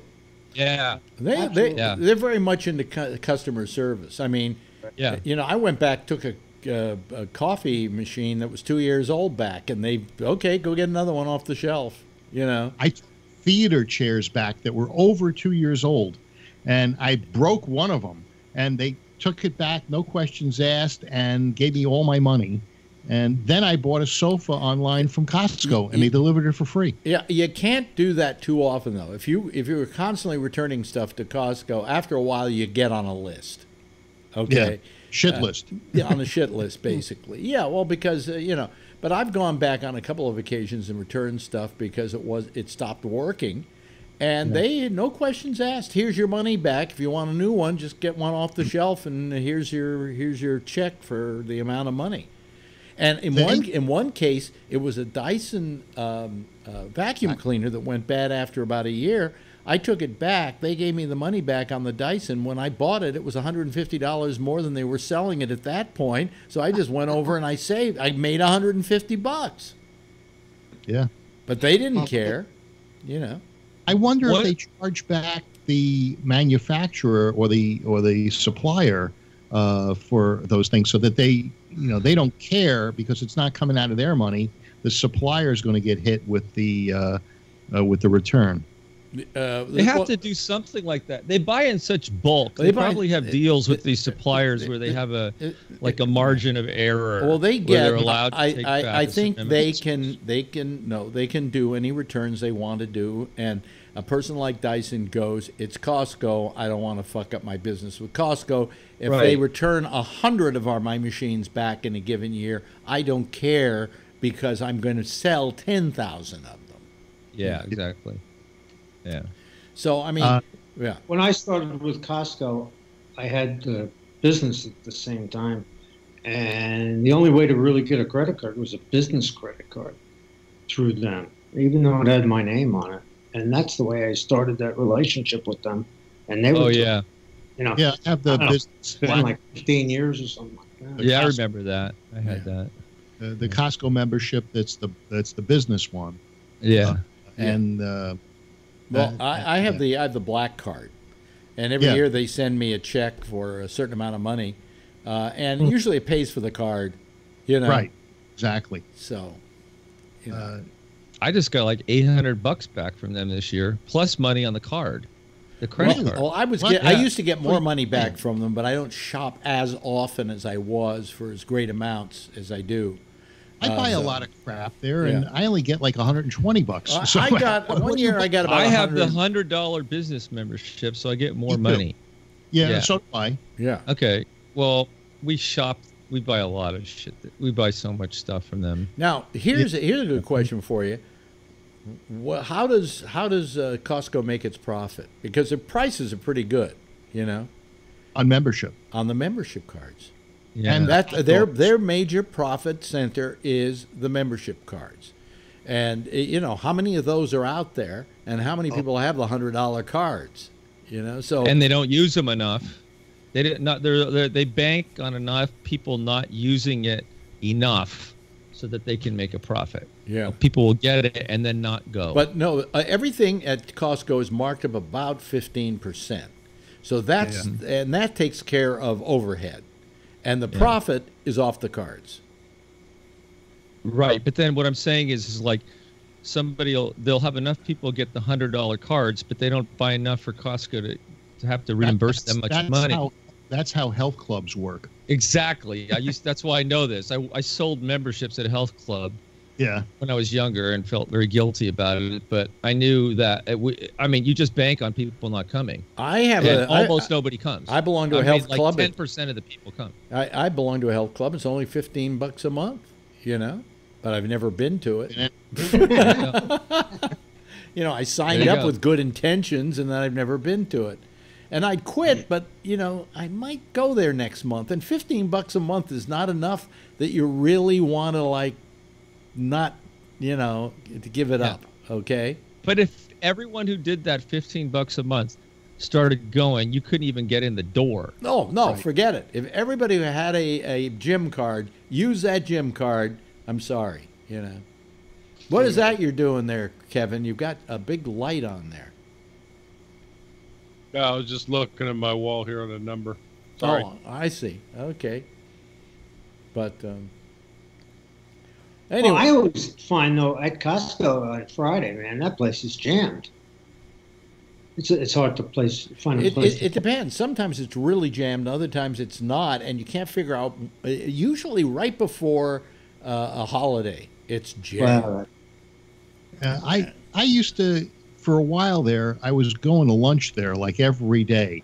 A hot dog and a soda, and then I found a way to make to get a Frosty and then add the Frosty to the soda, and you could make it like an egg cream or. And then you were wondering why you were gaining weight.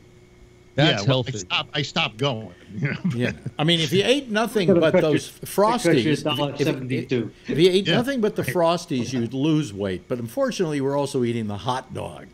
So, right, of course. When I was a Mr. Mom, when my kids were little, I used to go there at noontime, and that's how they'd get their lunch. We'd just go eat all the samples. Yeah.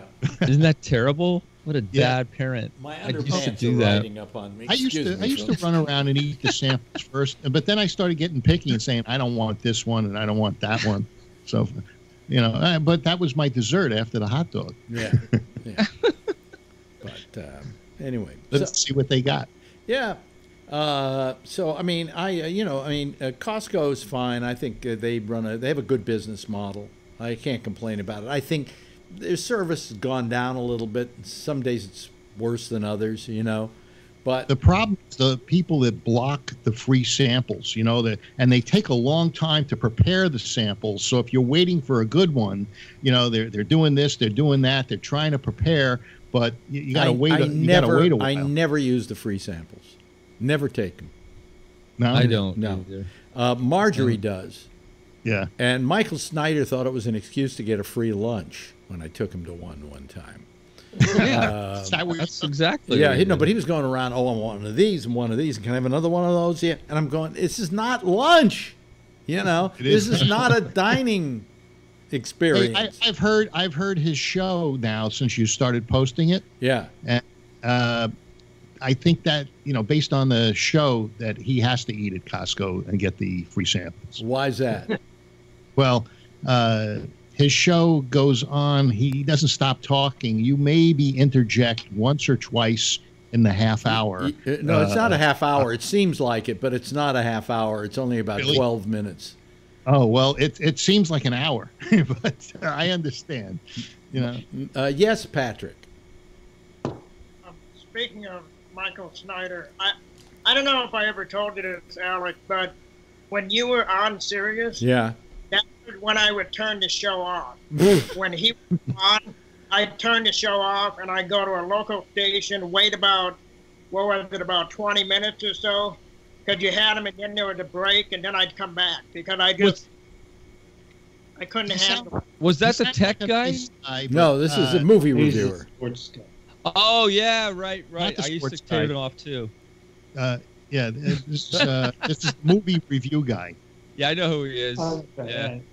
Maybe it goes on too long about one movie, He was on Ron Owens a lot, too. Yeah. Yeah. Well, no, I don't think he did Ron Owens, if I'm not mistaken. He did? No. Maybe it was just your. Maybe it was just your show then. Yeah, it was my show. Cheating on Alex? I don't know. I thought he did Ron Owens, but maybe not. Well, I mean, what happens with Michael? That's the problem is that he thinks he's IMDb. So if he's doing a movie and it's got Kevin Spacey in it, so it's Kevin Spacey who was also in blah blah blah and got his start in blah blah blah. Oh, just tell me about the fucking movie. I know who Kevin Spacey is. But as many times as I tell him, tighten it up. You don't need to do the IMDb. He keeps doing it, and the only reason I do it, he's an old friend, and he needs it because it's about the only thing that gives him credibility in the critics world. So I do it for him. Now, have you seen? Boy, am I doing an ad for him for everybody to listen to him? What?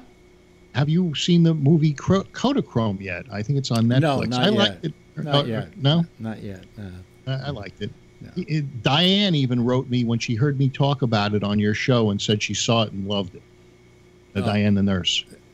Oh, okay. Has anyone seen the new Lost in Space? Yeah, I watched it. Yeah, a couple of episodes. Is it any good? It's fine, but I did a thing about this about why do we remake all these things? Why don't we come up with something original? I mean, the last original thing that ever happened in sci-fi was Star Wars, for Christ's sake. Yeah. And that was about it. I mean, can you name something else that was original and new and wasn't based on something else? I know even this Westworld was based on that movie. Yeah, years it's ago all when I was a all kid. remakes, and fine. I think Lost in Space, the remake was fine, but it lacked the hokey factor of the original. Even that movie Flint that I just watched 4 episodes. It's a Russian thing. Yeah, you told Russian me thing. Yeah. It was a rip-off of First Blood by with Rambo. Yeah. So even the Russians are ripping off Rambo. But what I'm saying is, what I was saying about science fiction is there's nothing new. I mean, the Marvel stuff all came from comic books, so they already existed before this. But I mean, there's really nothing new. So what do? We make the '84 Star Wars, and we redo all the Star Treks again, and they even redid Blade Runner, didn't they? Yeah. So I mean, I'm sorry. I mean, maybe I'm just an old fart, but I come on, just give me something original. Hey, oops, we just lost Chris Ritter, who was ringing, but all of a sudden wasn't there. So I mean, bottom line is, give me a break. Give me a Kit Kat bar. I want something new. I want something really to capture me, and make me interested in it. Oh, Stranger Things. Yeah, well, that's Goonies. Okay, so mixed with E.T. It's not original. True. So I mean, so when you ask me, do I like Lost in Space? Yeah, I thought the new one was fine, but compared to what? You have to take it on its own and not try to. Nobody was trying to be sentimental about the old one because otherwise they would have left the old one alone. I'm even tired of Roseanne. I mean, Roseanne's got the Republican bent. But after it about doesn't. 3 or It doesn't 4 have episodes, that. I think is a bad sell, Phil, because really it doesn't have a Republican bent. That's part. That's part of it. It also has a liberal bent as well. Yeah, it goes both ways. I've got to tell you that I didn't want to like the new Roseanne because I felt that to begin with she's become an irritant non-plus. Okay. But I've watched the show, and I have to say, that's one fucking well-written show. Okay? Really? It's a well-written show. It's got some good, real laughs in it, and a little pathos in it, and it's not so right-wing that I can't stand it. All right, Patrick? It wasn't the politics. It was starting to get boring. Yeah, well, I haven't found it getting boring. Patrick? I won't spoil what last night's episode was, but I thought last night's episode was outstanding, both with a political bent that many of us share, whether we're right or left, only because of fear that we have, and then a resolution that just surprised the shit out of me with the show. I thought it was well written, and it was funny in parts, and I liked the show. It took back to I wish its ratings are not where they were, so I guess Trump can't take credit for this anymore. But the ratings aren't where they were. But I think the show is just as good, if not a tad better, than it was when it started out in this new incarnation. And I have to say that if you aren't watching it because you think you're going to watch a right-wing show, you're probably sadly mistaken and missing really a good half hour of sitcom. If you like sitcom. If you don't like sitcoms, forget it. One of the few shows that I'm looking forward to is I'm Dying Up There. They had a preliminary one for the second season. And it hasn't registered yet for the rest of the shows. I kind of look forward to that. It's called I'm Dying Up Here. Yeah, up here. Yeah. It's about comedy, and it's pretty authentic. I in find the it 70s, 80s, you know. I find it pretty damn authentic. You know?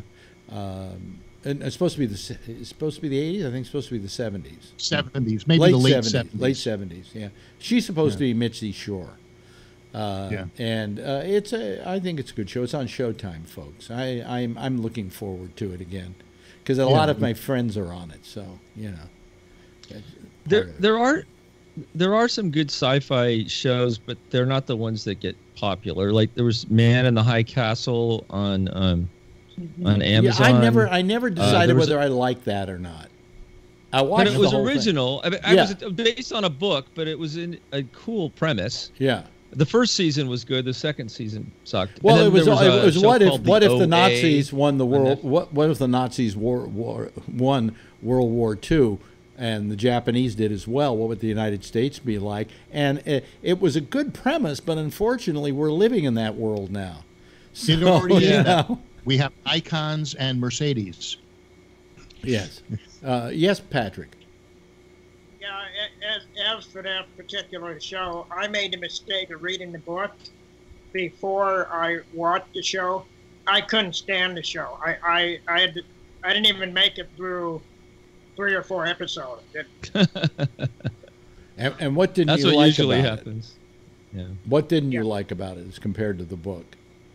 The book just seemed to flow better, and knowing that they weren't going to wrap it in one season just seemed to be ridiculous to me, because they were dragging things out that just the flow of the book. It's kind of like Soylent Green. The book I preferred to the movie after reading the book, even though I saw the movie first.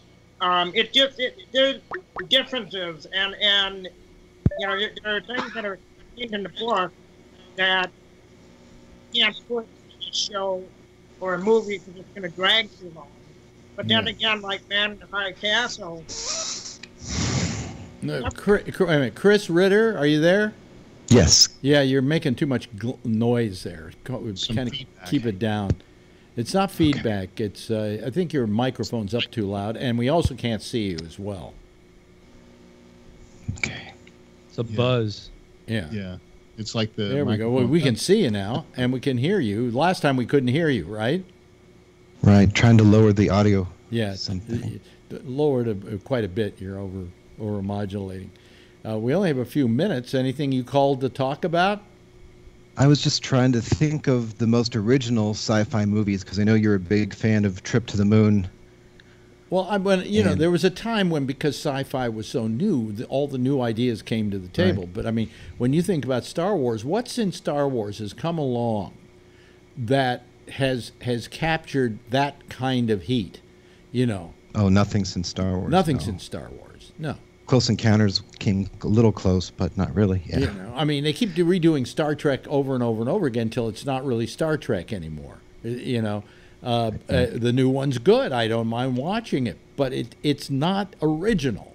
You know, is one. I think the closest things to original I'd have to guess are District 9 and Inception by Christopher Nolan. Yes, I mean, but those are concepts, you know, and they're one-offs, and they do them, and that's it. You know, District 9 was kind of, it's not a new universe. Well, right. it was a tome about racism, but a different kind of racism against aliens. Right. You know, which actually, oddly enough, had been done years earlier, and I'm trying to remember the name of the picture, but it was these guys are kind of reptilian, and one of them's a cop. But they're both cops. Alien Nation. Alien Nation. Oh, Alien Nation. Yeah, I like Alien Nation. It was kind of like Alien Nation in that respect, about the using that as a race. Yeah. Yeah. That is a tome on racism. Yes, Patrick.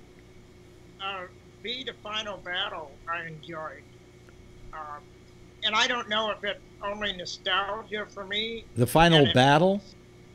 Yeah, it would be. And it was a made-for-TV miniseries. Oh. And it was about humans that were actually reptiles. They were aliens. Oh, and yeah. I have it on DVD, and I don't know if I like it because it's nostalgic or because it's actually good, but, you know, I pop it in every once in a while. Yeah. There's a series I like called Fresh Off the Boat, and I think it's pretty cute. It's about a family that moved to Orlando, and you know, I think they're really? Korean. Yeah, I like that. I really like it. Yeah, well, it got canceled, Phil.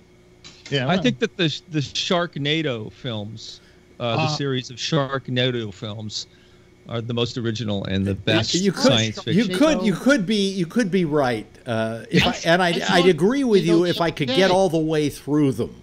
Okay. Yeah, they're hilarious. I saw the one. It's with the kid with 90210, and you know, he owned a bar, and I guess his bar got wiped out. And, that was the first one. Yeah. Well, they throw everybody into those things. And I just saw it the other day, you know, and I watched the whole thing, and it wasn't that bad. It's funny as hell. Sharks falling from the sky, you know. And all these stars make these everyone makes little cameos on them. And they're making enough of them that eventually they'll be able to do Sharknado Week. Yeah. That's true. And Donald Trump can say, "Oh, hey, do you realize that's the first time we've mentioned Donald Trump tonight? And I did it. My bad. Mm-hmm. My bad." He's got an airplane coming in tonight. Hey, listen,